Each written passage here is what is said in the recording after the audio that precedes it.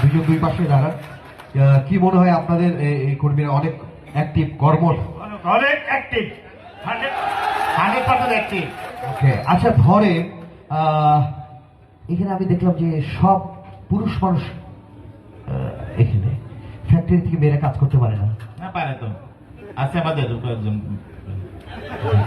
আচ্ছা আমি একটু দেখি যে আচ্ছা এখানে যেহেতু পুরুষের সংখ্যা বেশি, অনেক ফ্যাক্টরিতে দেখেছি নারী কর্মীদের মাতৃত্বকালীন ছুটি দেওয়া হয়। হয় হয়।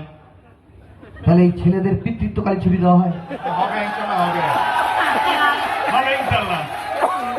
হয় না। পুরুষের জন্য অবিচার সব জায়গায় হয়, এখানে হচ্ছে। এবার বলে যে ধরেন কেউ বললো যে স্যার আগে আমি সিঙ্গেল ছিলাম, এখন বিয়ে করেছি, ওই খরচে পোষায় না স্যার, ওকে বেতন একটু বাড়াই দেওয়া হলো। আবার বললো স্যার বাচ্চা আগে একটা ছিল, এখন 3টা হয়েছে স্যার, কি করবেন? বেতন স্যার চলে না, কি করবেন? বাড়াই দেওয়ার চেষ্টা করবো ইনশাআল্লাহ। ওকে, এবার বললো বাচ্চা আগে 3টা ছিল, আরো 2টা হয়েছে 5টা, স্যার বেতন বাড়াই দেওয়া লাগবে, কি করবেন? এখন বলো ক্ষান্ত হ। তার মানে আপনি বলবেন যে ফ্যাক্টরি তোমারটা সামলাবো নাকি আমারটা? ওকে, চাকরি দেওয়ার সময় ফ্যাক্টরিতে জিজ্ঞেস করেন কিনা বিবাহিত নাকি অবিবাহিত? অবশ্যই। কেন এটা কেন জিজ্ঞেস করবেন? ওর ঘরের খবর আপনার জেনে কাজ কি? এটা একটা ফ্যাক্টর থাকে, কারণ স্যালারি সে আছে অল্প স্যালারিতে পোষাবে কি পোষাবে না, সে কন্টিনিউ করতে পারবে নাকি। ও আচ্ছা, তার মানে বিয়ে করলে স্যালারি একটু। আচ্ছা একটা বিয়ে করলে যদি হয়, যদি কারো বউ 2টা থাকে?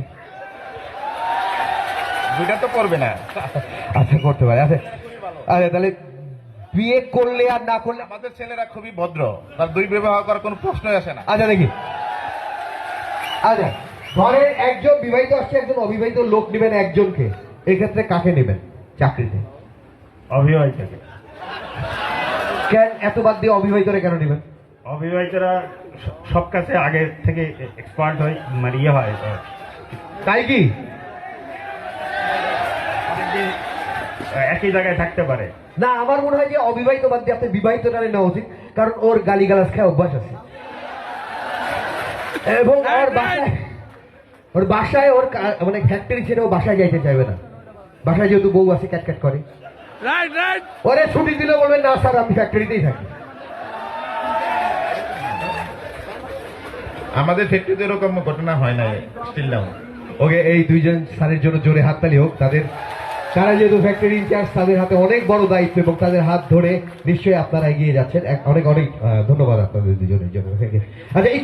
আচ্ছা আচ্ছা আরেকটু জানতে চাই, আপনারা যে সিদ্ধান্ত নেন রুট লেভেল পর্যন্ত সবাই সেই সিদ্ধান্ত মেনে নেয়? অবশ্যই।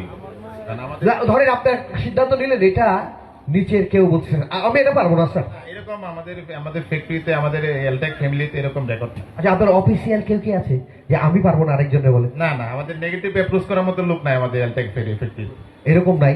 আমার বাড়ির ঘটনা বলি, আমরা 4 ভাই, মনে করেন আমার বাড়িতে বস হচ্ছে আমার আব্বা, তো উনি ওইখানে যদি চেন অফ কমেন্টস কেমন হয়, আমার আব্বা বলছে এক ভাই রে পানির টেস্ট লাগছে, তো আমার বড় ভাইরে বলছে যা ওই ঘর থেকে পানি নিয়ে, বলছে পারবো না, আমি বাড়ির বস, আমি বাপ, যা পানি নিয়ে আয়, পারবো না।